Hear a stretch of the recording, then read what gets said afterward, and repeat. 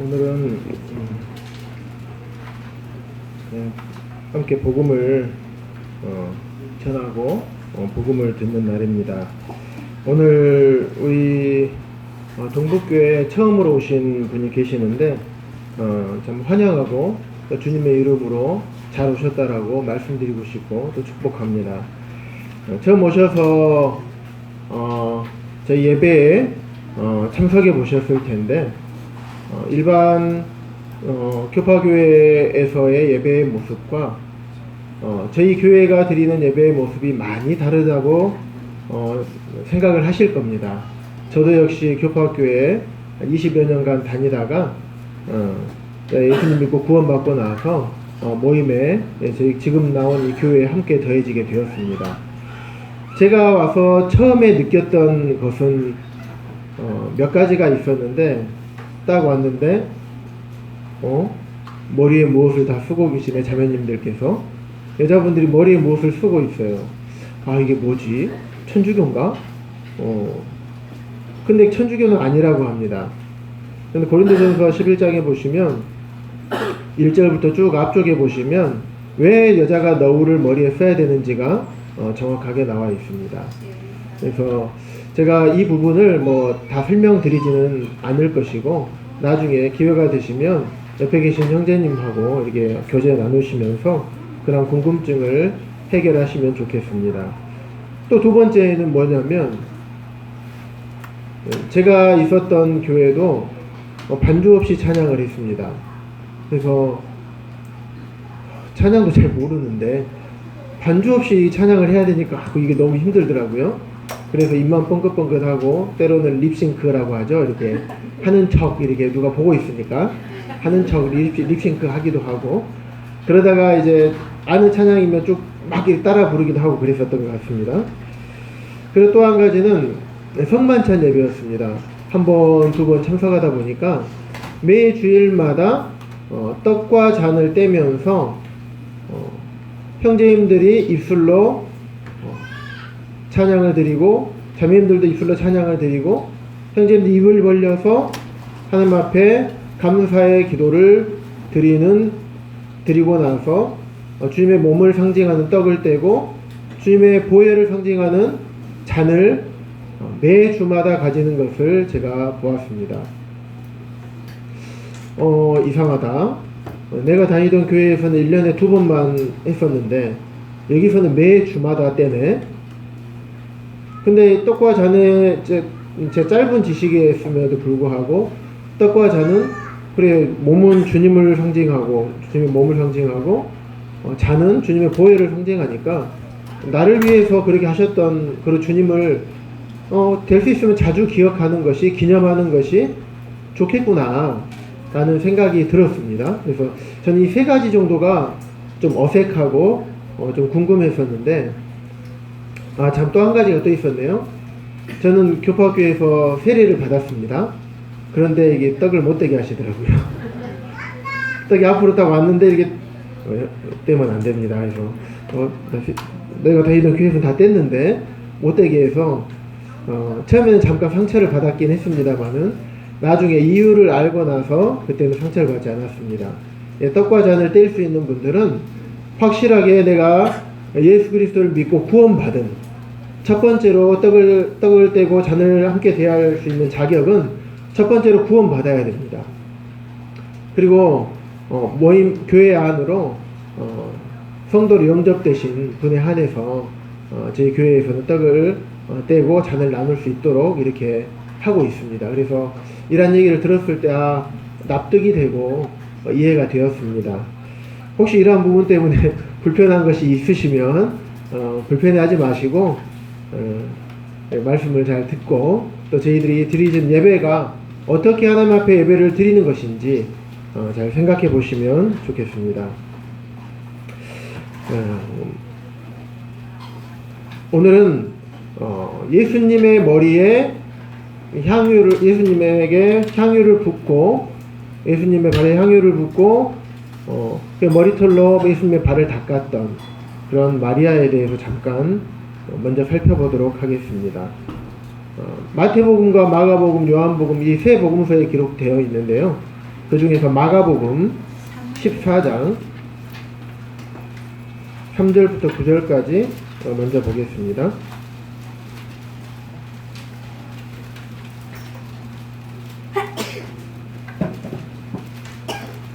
제가 읽어드리겠습니다. 예수께서 베다니 나병 환자 시몬의 집에서 식사하실 때 여자가 매우 값진 향유 곧 순전한 나드 한 옥합을 가지고 와서 그 옥합을 깨뜨려 예수의 머리에 부으니 어떤 사람들이 화를 내어 서로 말하되 어찌하여 이 향유를 허비하는가. 이 향유를 300데나리온 이상에 팔아 가난한 자들에게 줄 수 있었겠도다 하며 그 여자를 책망하는지라. 예수께서 이르시되 가만두라. 너희가 어찌하여 그를 괴롭게 하느냐. 그가 내게 좋은 일을 하였느니라. 가난한 자들은 항상 너희와 함께 있으니 아무 때라도 원하는 대로 도울 수 있거니와 나는 너희와 항상 함께 있지 아니하리라. 그는 힘을 다하여 내 몸에 향유를 부어 내 장례를 미리 준비하였느니라. 내가 진실로 너희에게 이르노니 온 천하에 어디서든지 복음이 전파되는 곳에는 이 여자가 행한 일도 말하여 그를 기억하리라 하시니라. 자, 상황을 쭉 살펴보면요, 예수님이 뭐하고 계셨나요? 식사하러 가셨습니다. 식사하실 때 앉아서 제자들과 함께 삥 둘러 앉아서 식사하던 자리였어요. 그런데 이 한 여인이 향유를 한 옥합을 가져왔습니다. 매우 귀중한 향유를 한 옥합을 가져와서 그거를 다 깨뜨려 가지고 예수님의 머리에 부어요. 자기 거를 다 예수님의 머리에 붓습니다. 예수님은 어떤 분이십니까? 다 아시는 분이시잖아요.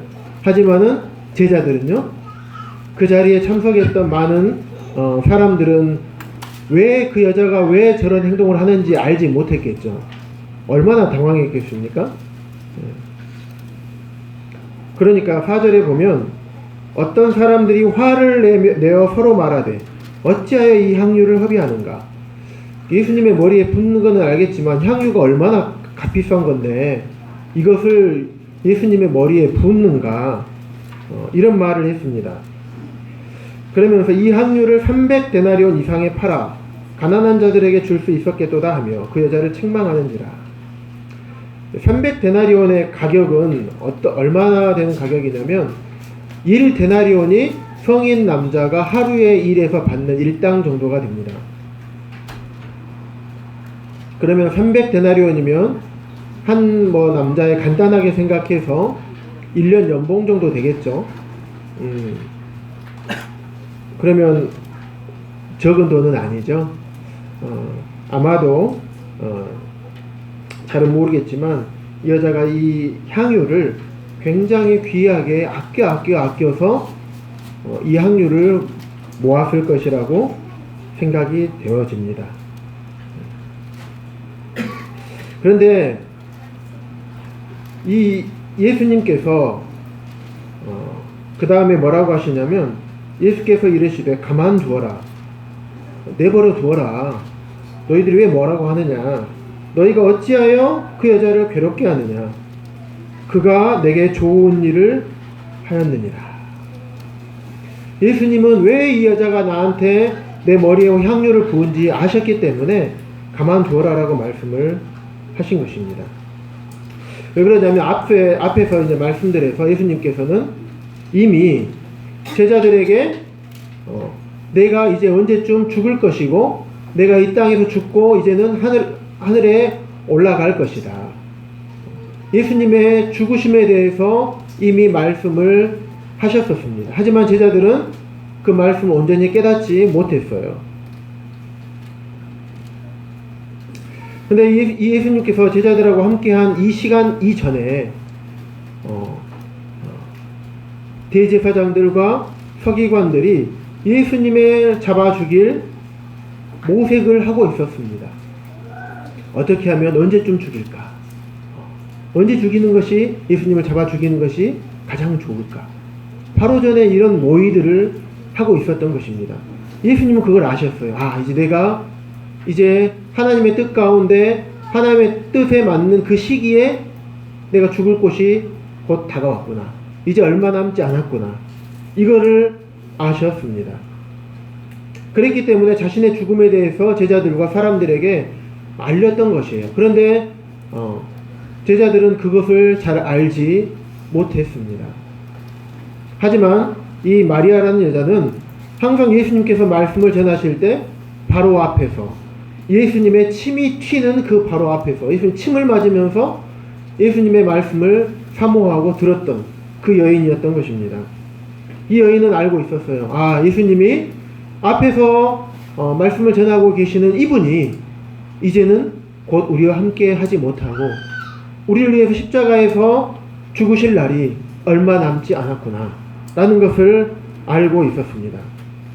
그렇기 때문에 마리아는 자기가 귀하게 아끼고 아꼈던 향유 같은 옥합을 깨뜨려서 예수님의 장례를 위해서, 예수님이 죽으시고 나면 장례를 못하기 때문에 장례를 위해서 미리 그것을 드렸던 것입니다. 주님을 위해서라면 아무리 값진 것이라고 하더라도 이것은 또 마련하면 되잖아요.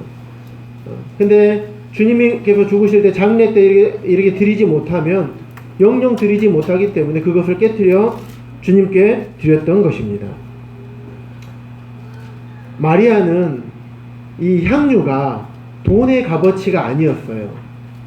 향유를 예수님의 머리에 부을 때, 장례를 대신해서 머리에 부을 때, 이 돈을 내가 붓는다, 이게 아니었습니다.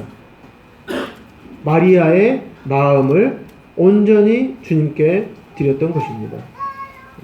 그래서 주님께서는 그 예수님을 얼마나 사랑하고 있는지 그 마리아의 마음을 보시고 그 마리아의 마음을 읽으셨던 것이었습니다.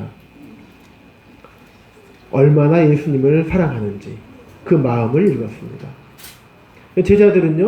제자들은 아무것도 몰랐기 때문에 그것을 돈의 값어치로만 보았습니다. 그래서 어찌 그것을 협의하느냐? 마가복음에는 어떤 사람들이 4절에 보면 화를 내어 서로 말하되 라고 얘기했잖아요.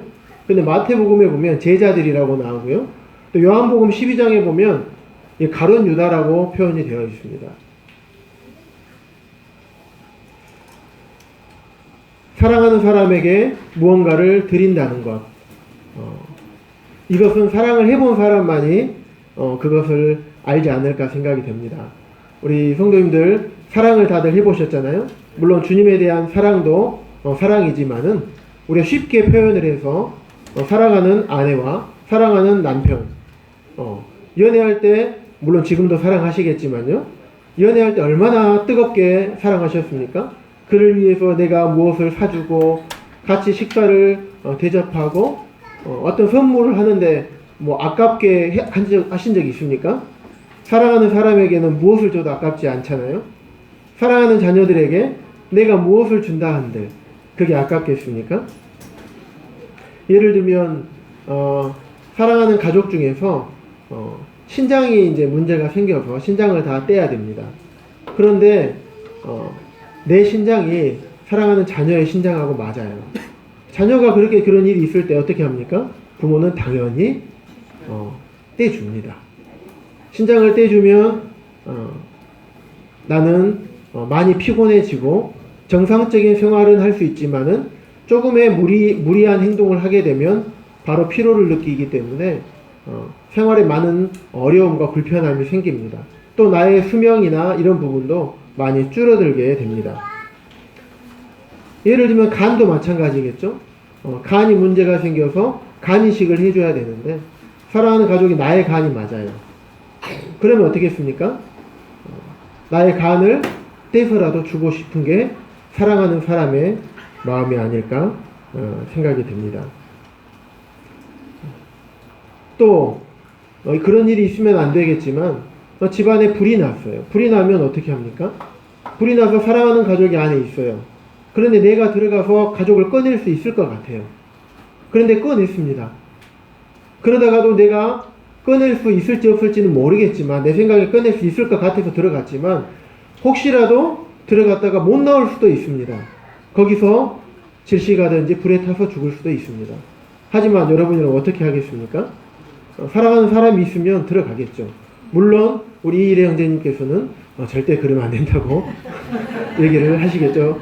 우리 소방관 형제님께서는 들어가시면 안 됩니다. 얘기하시겠죠. 네. 예수님은 마리아는 예수님을 사랑했습니다. 그 마음이 있었기 때문에 예수님께 그 귀한 것을 드릴 수가 있었던 것입니다. 그런데 제자들이나 특히 요한복음 가룟 유다는 그 모습을 보고 엄청난 낭비라고 생각을 했습니다. 심지어는 가난한 사람들을 생각하지 않느냐. 이것을 팔아가지고 300데나리온 이상에 팔아서 가난한 자들에게 나눠주면 얼마나 좋겠느냐. 하지만 예수님께서는 제자들의 생각을 바로잡아 주시면서 7절에 보시면 가난한 자들은 항상 너희와 함께 있으니 아무 때라도 원하는 대로 도울 수 있거니와 나는 너희와 항상 함께 있지 아니하리라. 그는 힘을 다하여 내 몸에 향유를 부어 내 장례를 미리 준비하였느니라. 가난한 사람은 언제나 도울 수 있지만 예수님 자신의 장사를 위해서 기름 부음을 받을 수 있는 기회는 단 한 번뿐이었음을 말씀하신 것입니다. 영적으로 깨어 있었던 마리아, 예수님께서 죽으실 예언의 말씀을 듣고 지금이 아니면 기름을 부을 수 없다. 지금이 아니면 내가 예수님에 대한 사랑을 표현할 수가 없다. 그렇기 때문에 그런 일을 행하지 않았을까라는 생각을 해봅니다. 예수 그리스도께서 우리에게 먼저 사랑을 베푸셨기 때문에 우리가 예수님을 사랑할 수 있게 되었고, 그래서 그 예수님을 우리가 믿게 되었습니다. 예수님의 사랑이 있었기 때문에 우리가 예수님을 믿게 된 것입니다. 예수님께서 우리에게 주신 사랑은 우리 같은 죄인들을 위해서 자신의 생명을 아낌없이 내어주신 것입니다. 그런데 우리가 한 것은요, 예수님을 사랑하지도 않았고 예수님을 믿지도 않았고 예수님이 싫어하시는 우리는 죄를 지은 것 밖에는 없었던 자들이었습니다. 그런데 예수님께서는 우리를 일방적으로 먼저 사랑하셨고 우리가 감히 가늠할 수 없는 사랑을 우리에게 베풀어 주셨습니다.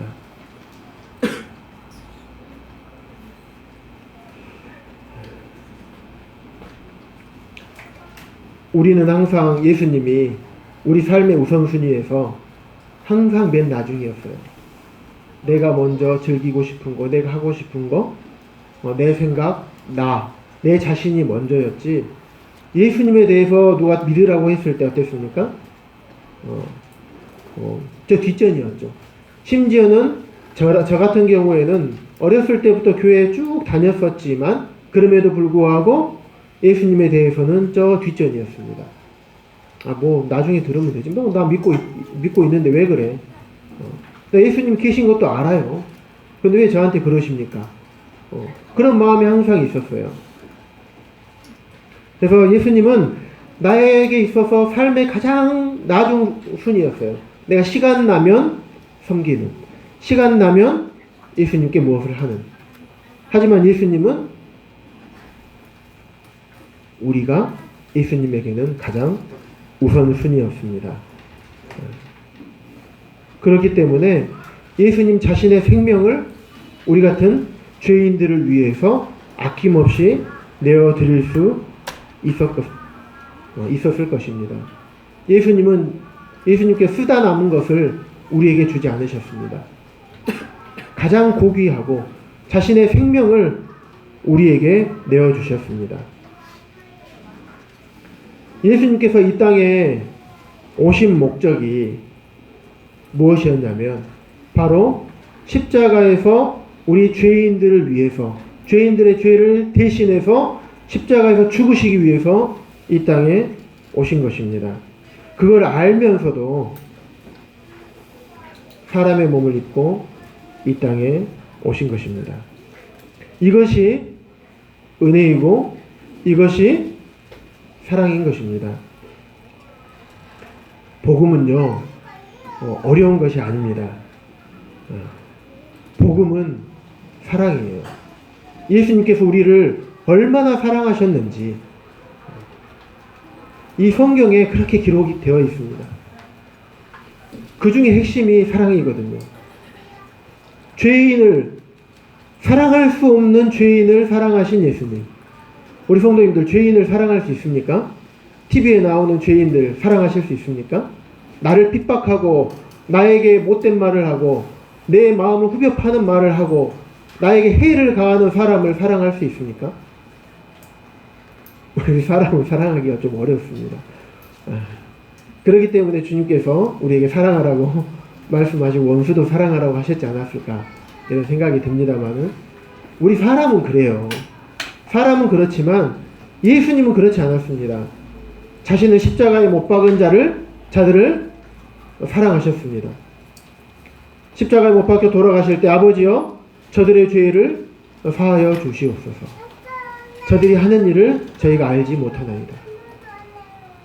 저들이 나를 십자가에 못 박지만은 그들이 이 행동이 무엇인지 알지 못합니다. 저 무지한 자들을 하나님 용서해 주십시오. 제가 저 무지한 자들의 죄를 대신 다 받겠습니다.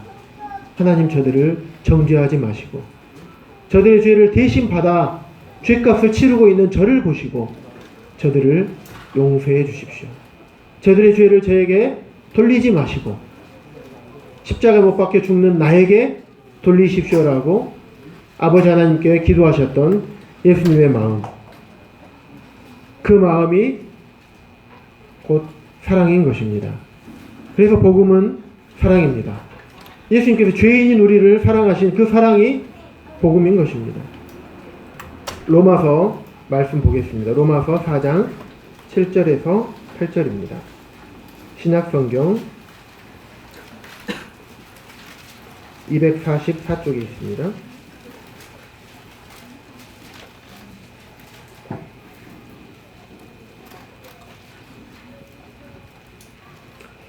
불법이 사함을 받고 죄가 가려짐을 받는 사람들은 복이 있고 주께서 그 죄를 인정하지 아니하실 사람은 복이 있도다함과 같으니라.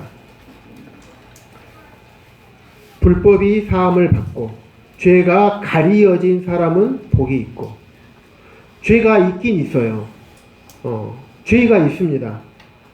하지만 그 죄를 인정하지 않는 사람은 죄가 있지만은 그 죄인을 바라보실 때, 심판하는 분이 그 죄인을 바라보실 때, 이 사람은 죄가 있지만 내가 이 죄를 인정하지 않을래. 왜냐하면 이 죄값을 다른 사람이 다 치러버렸기 때문에. 그리고 주님께서 예수 그리스도께 십자가에서 우리 모든 죄인들의 죄값을 대신 치르셨기 때문에 그 예수님을 믿는 자마다 우리 마음간 여전히 죄가 있지만은 이 죄인들을, 죄가 있는 우리들을 바라보실 때에는 죄가 있지만 우리를 죄인으로, 처벌할 죄인으로 바라보지 않으시는 것입니다. 왜냐하면 우리 대신 예수 그리스도께서 대신 십자가에서 죄값을 다 갚아주셨기 때문에, 예수님을 믿는 자에게는 이미 예수님의 피가 발라져 있기 때문에 우리를 죄인으로 바라보지 아니하시고 십자가에서 우리 대신 죽으신 예수 그리스도를 바라보고 예수 그리스도를 통해서 우리를 보시기 때문에 우리 앞에는 항상 예수님이 계시는 것입니다. 그래서 심판자 되시는 주님께서 우리를 바라보실 때, 너는 죄인이지만 너 대신 죽은 예수 그리스도를 바라보니 너의 죄는 내가 인정하지 않아야 되겠구나 라고 말씀하시는 것입니다. 그래서 예수님을 믿는 그 사람은 복이 있도다 라고 말씀을 하고 있는 것입니다. 여기 계시는 분들은 혹시 아직까지 예수님을 믿지 못하고 나의 죄 문제가 다 해결되지 못하신 분이 계시다면 꼭 죄 문제를 해결하셔서 예수 그리스도를 믿고 복 있는 자가 되시기를 바라는 마음이 있습니다. 은혜는요, 내가 당연히 받을 자격이 있는데 받는 것은 은혜가 아닙니다. 내가 일을 했기 때문에 싹을 받은 것은, 이거는 은혜라고 말을 하지 않고요, 일한 대가를 받았다라고 말합니다. 하지만 내가 일을 하지 않았음에도 불구하고 대가를 받는 것은, 이것은 은혜인 것입니다. 내가 죄를 용서받기 위해서 어떤 죄를 용서받기 위해서 내가 무언가를 선한 행위를 하고 어떤 많은 것들을 지키고 이래서 죄가 용서를 받았다고 하면 이건 은혜가 아닙니다. 내가 아무것도 하지 않았음에도 불구하고 내 죄를 용서받기 위해서 아무것도 하지 않았음에도 불구하고 내 죄가 용서가 된 것. 이것이 곧 은혜인 것입니다.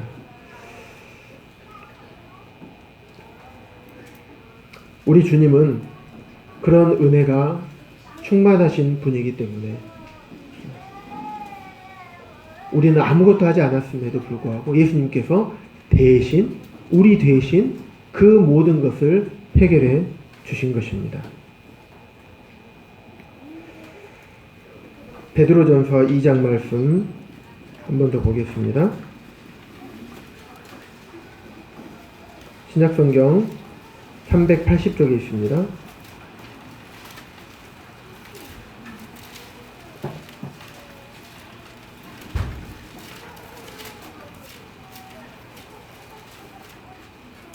(2장 23절부터) 보겠습니다.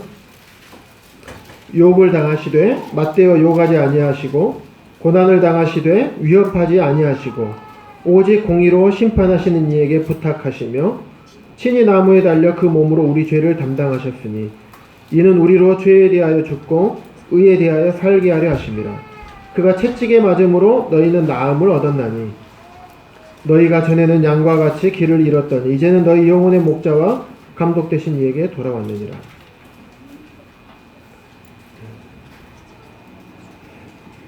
예수님께서 십자가에 달리실 때 수많은 조롱과 멸시를 당하셨습니다. 하지만 예수님께서는 그들을 향하여 맞대어 욕하지 않으셨습니다. 또 채찍에 맞으시고 손과 발에 못이 박히시고 머리에 가시관을 쓰시고 옆구리에 창을 받으시고 또 온몸이 발가벗겨져서 십자가에 드러나 계심에도 불구하고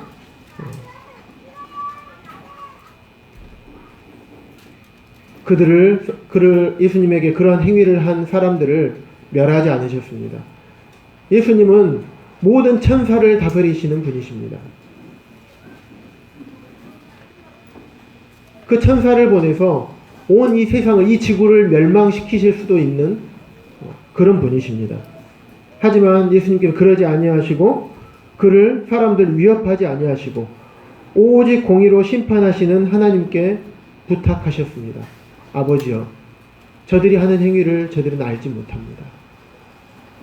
저들의 죄를 용서하여 주시옵소서 라고 아버지 하나님께 간절히 기도를 하셨습니다. 그러시면서 친히 나무에 달려서 십자가에 달리셔서 그 몸으로 우리 죄인들의 죄를 대신 담당하셨습니다. 갚아주신 것입니다.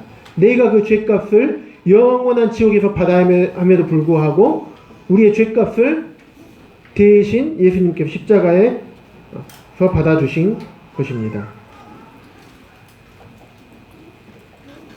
십자가에서 예수님께서 죄에 못 박혀 죽으실 때 십자가 뒤에는 예수님과 십자가 사이에 우리도 그 자리에 있었습니다. 우리도 우리 죄에 대해서 예수님이 십자가 못 박혀 죽으셨을 때 우리도 우리 죄에 대해서 그 당시에 이미 죄사함을 다 받았던 것입니다.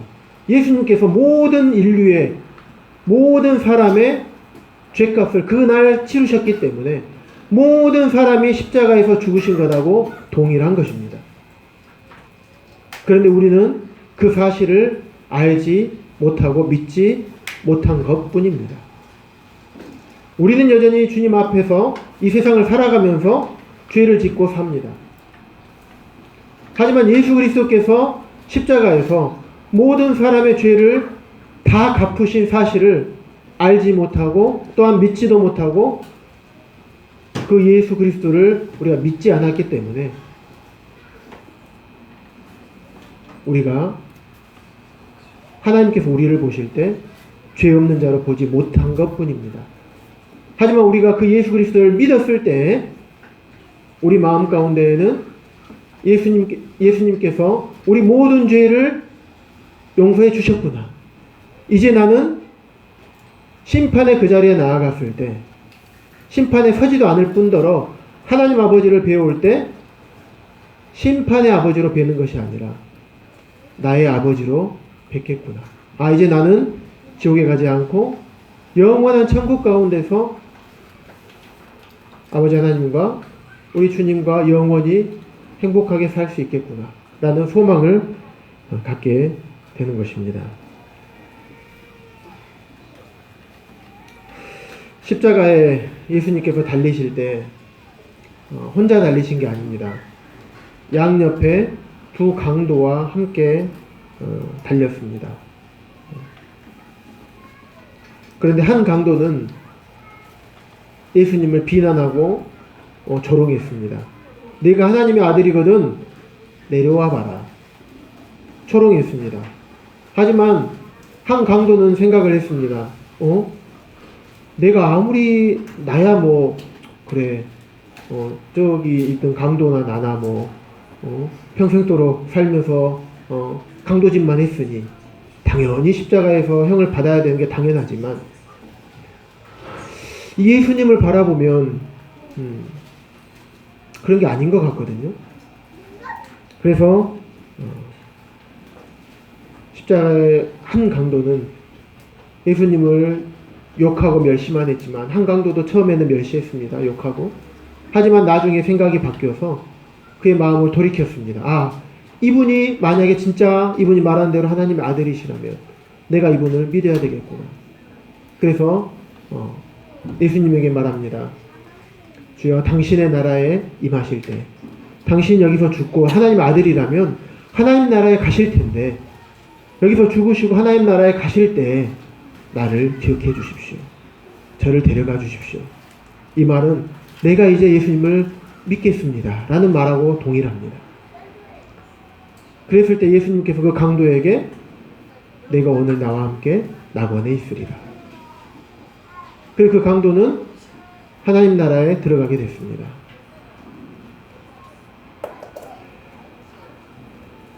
이 강도는 평생 동안 무슨 짓만 하고 살았습니까? 강도짓만 하고 살았습니다. 죽어 마땅합니다.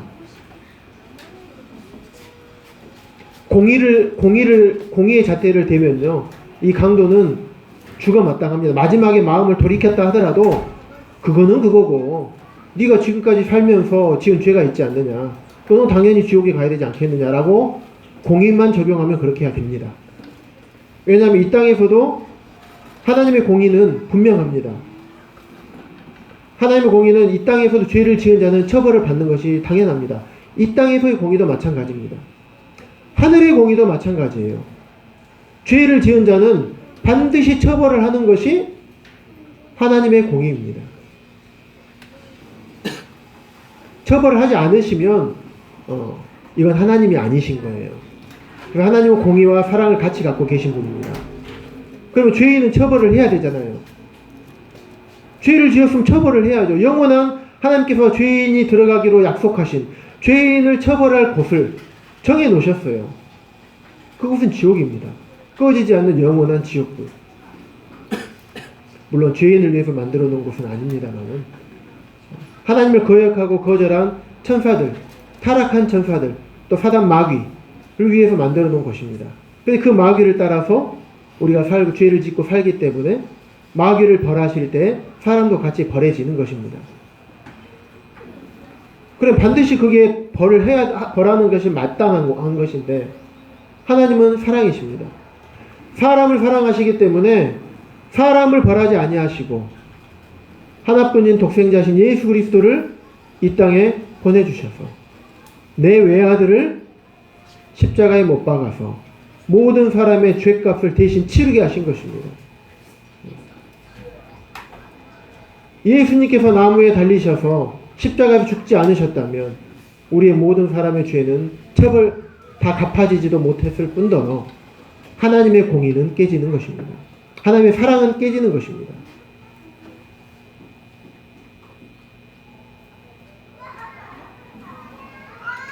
이것이 은혜인 것입니다. 아무것도 한 것이 없는 자에게 독생자를 내어주신 아버지 하나님의 사랑.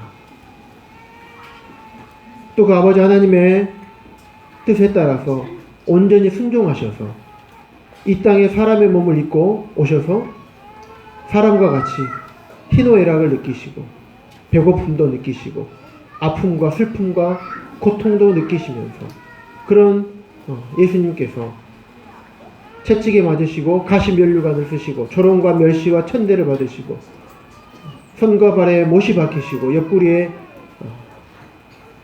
창이 박히시면서까지 우리를 대신해서 십자가에서 죽으셨던 것입니다.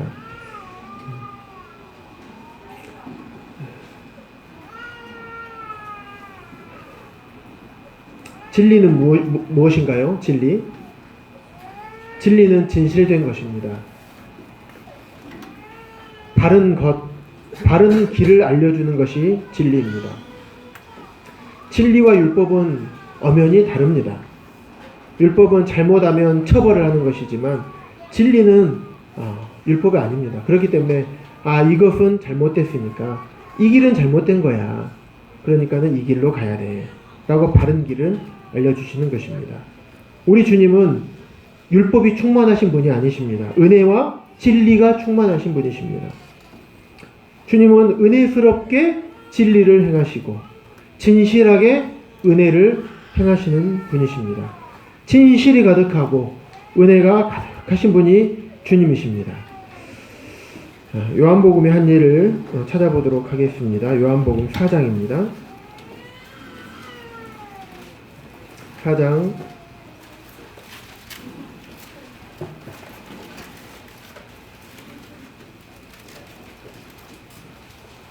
1절부터 쭉 보시면 사마리아 여인이란 사람과 한 여인과 대화하시는 이야기를 나누시는 주님의 모습이 나옵니다.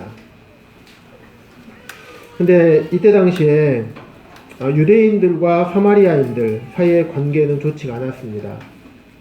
유대인들은 사마리아인을 참 개처럼 여기고 함께 하지도 않고 이야기도 하지 않고 동석하지도 않았습니다. 심지어는 유대인들이 사마리아 땅을 통과도 하지 않고 멀리 돌아서 갈 정도, 그 땅을 밟으려고도 하지 않았습니다. 그만큼 사마리아인들에 대해서 경멸하는 태도를 가졌던 것입니다. 하지만 주님은 그러지 않았습니다. 4절에 보시면 3절에 유대를 떠나서 갈릴리로 가시는데 보면 보통 사람들은 저 아래 유대에서 갈릴리 지방으로 위쪽으로 딱 올라갑니다. 그러면 반드시 가면 빠르거든요. 사마리아 지역을 통과해서는 빠른데 굳이 그리 안 가고 보통은 이렇게 돌아서 갑니다. 직진으로 가는 게 빠르겠습니까? 곡선으로 돌아서 가는 게 빠르겠습니까? 직진이 빠릅니다. 근데 유대인은 그렇게 안 갑니다. 이렇게 사마리아네 돌아서 갑니다. 그 땅을 돌아서 이렇게 그렇게 갑니다. 그런데 사마리아를 통과하여야 하겠는지라 일부러 가시는 겁니다. 왜 일부러 가셨을까요? 이 사마리아 여인을 만나러 가시는 것입니다. 그래서 이 사마리아 여인은 특히 혼혈족이기 때문에 유대인들이 상종을 안 했습니다. 그렇기 때문에 그럼에도 불구하고 주님은 사마리아에 일부러 찾아가십니다. 비난받을 길을 가시는 것입니다. 게다가 여인하고 이야기를 하러 갑니다. 그 여인은 그 주변의 사람들이 다 알고 있습니다. 어떤 여인인지. 굉장히 어떻게 보면 부정한 그런 여인이었습니다. 부정하다는 그 길을 일부러 찾아가십니다. 왜냐하면 이 여자는 부도덕한 여자였습니다. 남편이 여럿이 있었어요.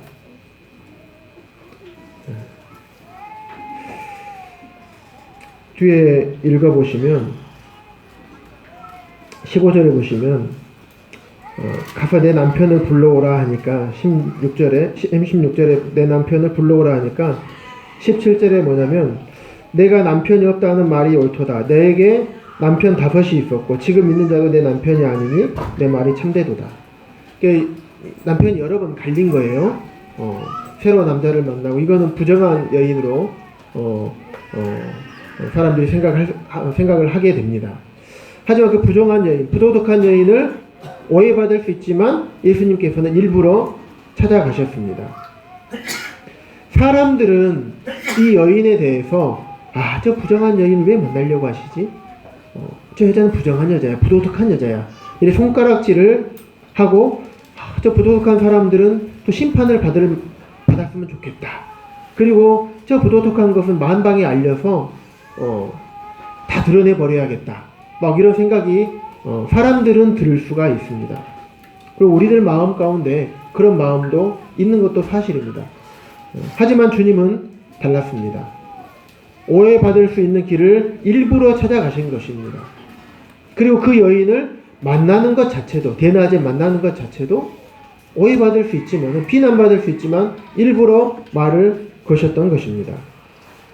왜 그러냐면 다른 사람들이 그 여인을 바라볼 때는 부정한 여인이고 다른 사람이지만은 예수님이 창조주이신 예수님이 그 여인을 바라보았을 때는 어떻겠습니까?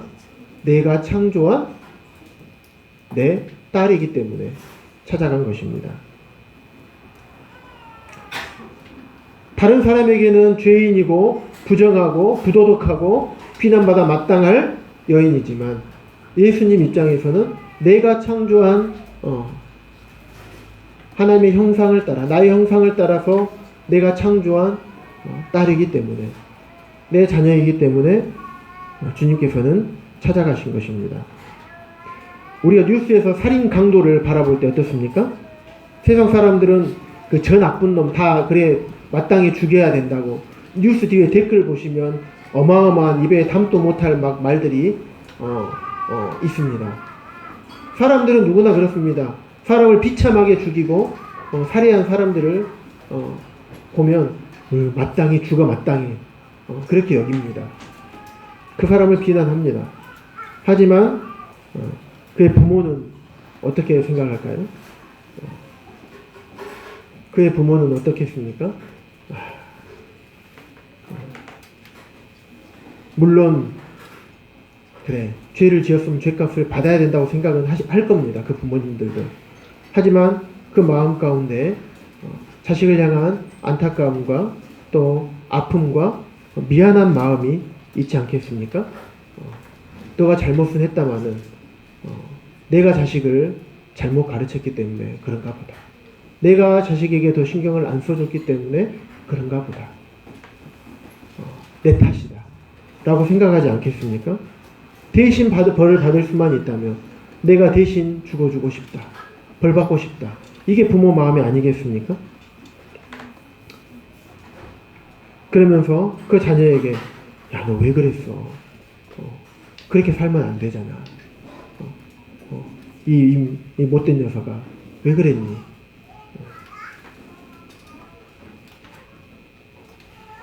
이게 부모의 마음이 아닌가 생각을 해봅니다. 예수님께서도 이 사마리아 여인을 만나러 가셨을 때 이런 마음이 아니셨을까 생각을 해봅니다. 결혼을 5번이나 실패하고 남편을 6번째 삼고 있는 여인, 이런 사마리아 여인을 찾아가서 생수를 주셨습니다. 그러시면서 14절에 보시면, 13절에 보시면 우물에 있는 이 물을 마시는 자마다 다시 목마를 것이다. 사마리아 여인에게 예수님께서 물을 달라 이렇게 말을 걸으셨거든요. 그랬기 때문에 그러면서 13절에 이 우물에 있는 이 물을, 우리가 입으로 떠먹는 이 물을 먹는 자마다 다시 목마를 것이다. 하지만 내가 주는 물을 마시는 자는 영원히 목마르지 아니하리니 내가 주는 물은 그 속에서 영생하도록 솟아나는 샘물이 되리라.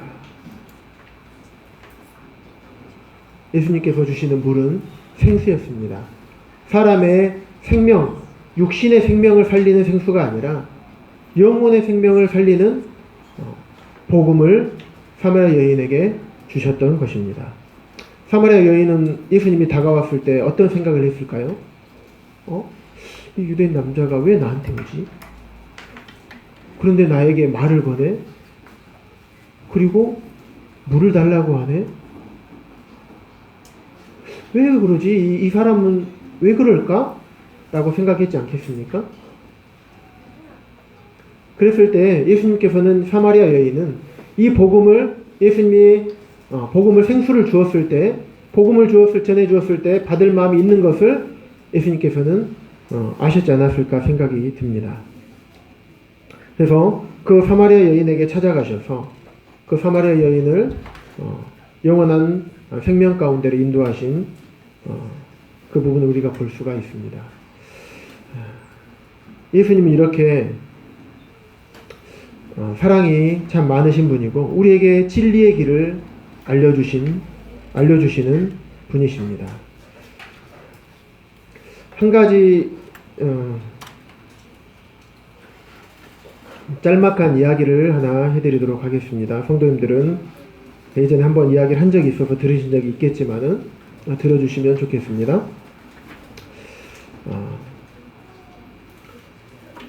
어떤 아들이 집에 오던 도중에 교통사고가 났습니다.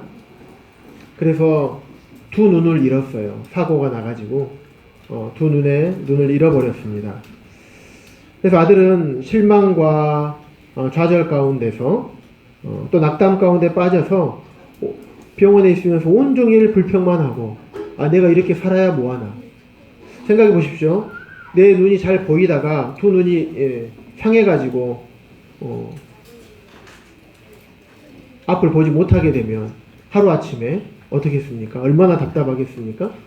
그래서 이 아들은 이제 이렇게 살아야 뭐하나 하며 이제 자기 생을 마감해 버리겠다고 어머니 앞에서 모진 말을 하고 그렇게 지냈습니다. 온종일 아들의 병간호를 하는 어머니는 온갖 모진 말을 들으면서 아들을 병간호를 하고 있었습니다. 아들은 자신을 학대하고 자신의 인생을 비관하고 그랬었습니다. 그러던 도중에 어느 날 이게 한쪽 눈을 기증을 받을 수 있다는 병원으로부터 그 사실을 듣게 되었습니다. 그런데 아들은 그 상황 가운데서도 감사해야 되지만 애꾸 눈으로 살아야 된다고 하는 이 생각 때문에 불평을 하고 엄마한테 짜증을 부리고 계속 불평과 불만을 쏟아내었습니다. 그래서 내가 기증 안 받겠다. 한쪽만 받아서 내가 무엇 하겠느냐.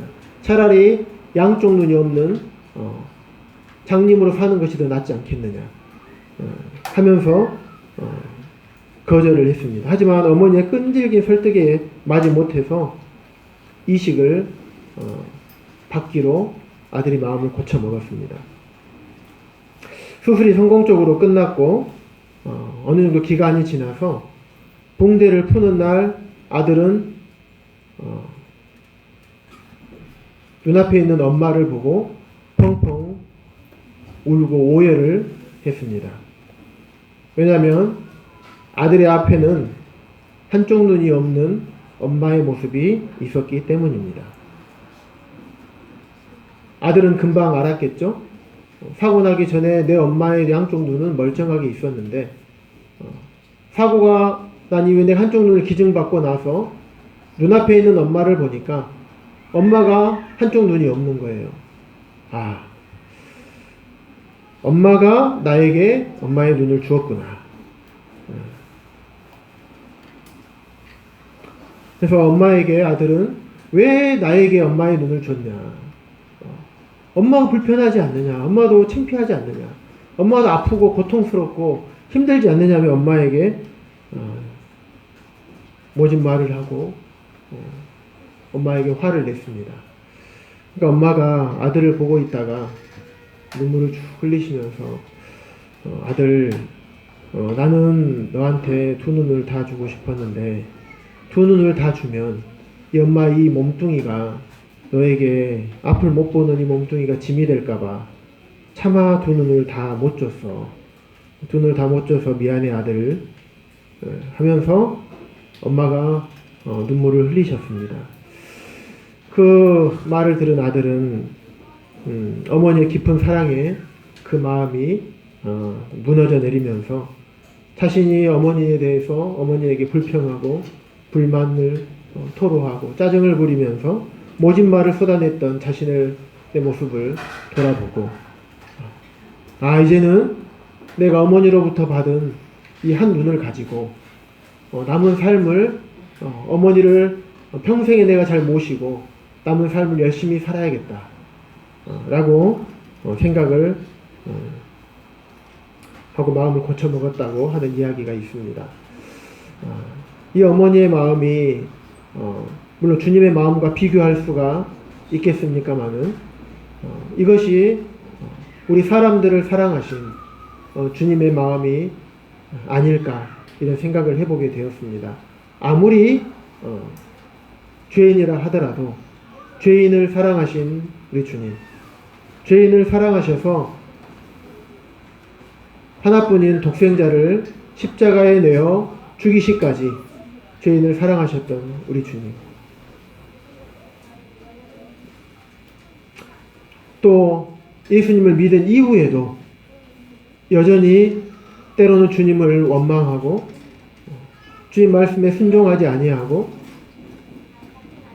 때로는 여전히 죄를 짓고 사는 저희들의 모습을 바라볼 때 저희가 어떻게 살지도 다 아시면서도 그럼에도 불구하고 그 죄까지도 십자가에서 이미 다 미리 용서해 주신 우리 주님, 우리 죄를 영원히 다 갚아주신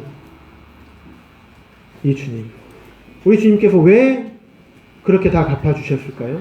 왜 자신의 생명까지 다 드리시면서 우리 죄를 용서해 주셨고 대신 죄값을 치러 주셨을까요?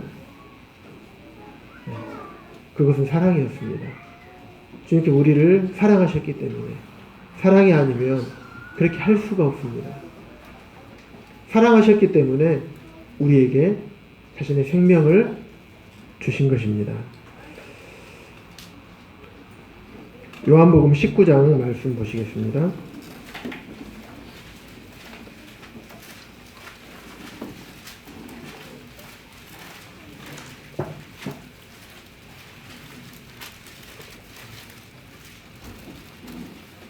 (28절부터) (30절까지)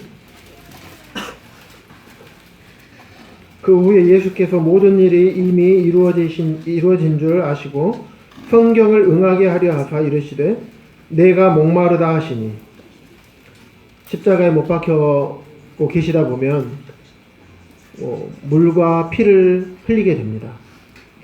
피를 많이 흘리는 사람들의 특징이 뭐냐면 갈증을 많이 느낍니다. 그래서 예수님께서도 피를 너무 많이 흘리셔서 내가 목마르다 이렇게 말씀을 하신 것입니다. 거기 신포도주가 가득히 담긴 그릇이 있는지라 사람들이 신포도주를 적신 해면을 우슬초에 메어 예수 입에 대니 예수께서 신포도주를 받으신 후에 이르시되 다 이루었다 하시고 머리를 숙이니 영혼이 떠나가시니라. 예수님께서 십자가에서 죽으실 때 다 이루었다 하셨습니다. 세상의 모든 사람의 죄를 다 갚아주신 것입니다. 십자가에서 다 이미 해결해 버리신 것입니다.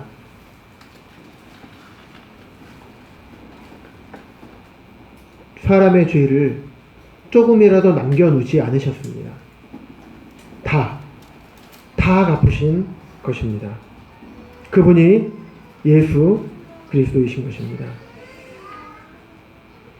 로마서 8장 마지막 말씀 보시고 마치도록 하겠습니다. 로마서 8장입니다.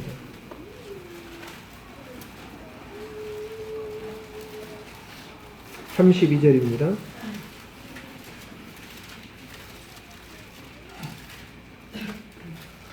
8장 32절 자기 아들을 아끼지 아니하시고 우리 모든 사람을 위하여 내주시니가 어찌 그 아들과 함께 모든 것을 우리에게 주시지 아니하겠느냐. 아버지 하나님께서 독생자이신 예수 그리스도를 아끼지 아니하시고 우리 모든 사람을 위해서 십자가에 내어주셨습니다. 그리고 그 예수 그리스도와 함께 모든 것을 우리에게 주시지 아니하겠느냐라고 말씀하고 계십니다. 그 예수 그리스도를 믿는 자, 예수 그리스도를 믿는 자에게는 아버지 하나님께서 모든 것을 우리에게 주시겠다고 말씀하고 계십니다. 그 모든 것은 영원한 생명이요, 아버지 하나님께로부터 오는 평안이요, 기쁨이요, 감사요, 소망인 것입니다.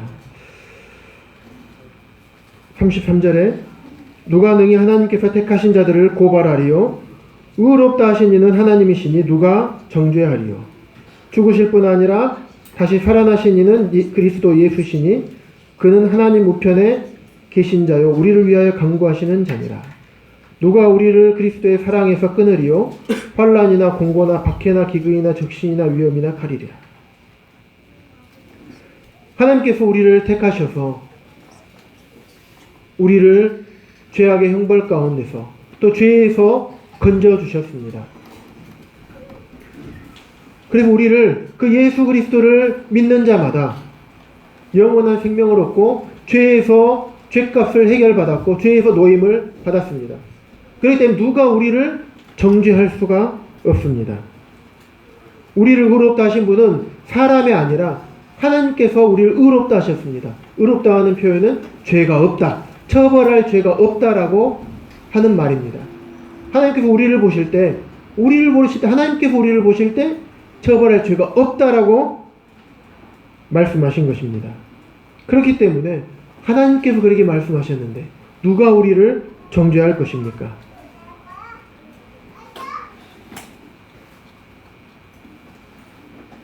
하나님께서 우리를 사랑하셔서 독생자신 예수 그리스도를 이 땅에 보내셨습니다. 그것이 우리의 그리스도께서 우리를 향하신 사랑이시고 하나님께서 우리를 향하신 사랑이신 것입니다. 이 사랑을 끊을 수 있는 자가 아무도 없다라고 말씀하고 계십니다. 38절에 보시면요.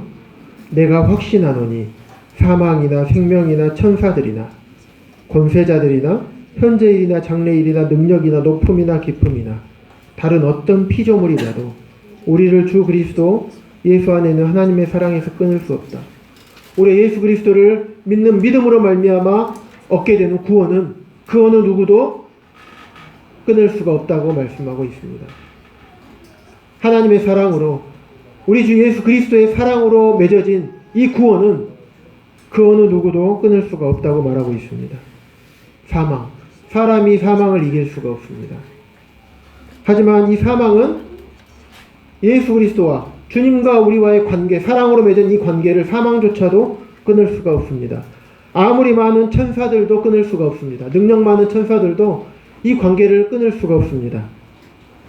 세상의 권세 잡은 자들도 이 관계를 끊을 수가 없습니다. 지금 현재 하늘의 권세를 잡고 있는 사탄도 이 사랑의 관계를 끊을 수가 없습니다. 그 어떤 피조물이라도 우리 주 그리스도 예수 안에 있는 하나님의 사랑에서 우리를 끊을 수가 없습니다. 예수 그리스도를 믿는 자에게는 이러한 놀라운 권세가 주어지는 것입니다. 예수 그리스도를 믿는 자에게 하나님을 아버지라 부를 수가 있게 된 것입니다. 아버지의 것은 곧 아들의 것입니다. 아버지의 것을 그대로 상속받는 것입니다. 아버지의 권리를 상속받는 게 그 자녀들인 것입니다. 예수 그리스도를 믿음으로 말미암아 하나님의 자녀가 되는 권세를 얻을 수가 있는 것입니다.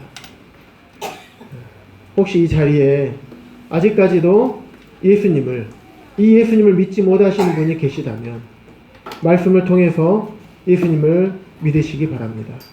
내 모든 죄를 다 용서해 주시고 내 죄를 다 갚아 주시기 위해서 십자가에서 죽으신 예수님,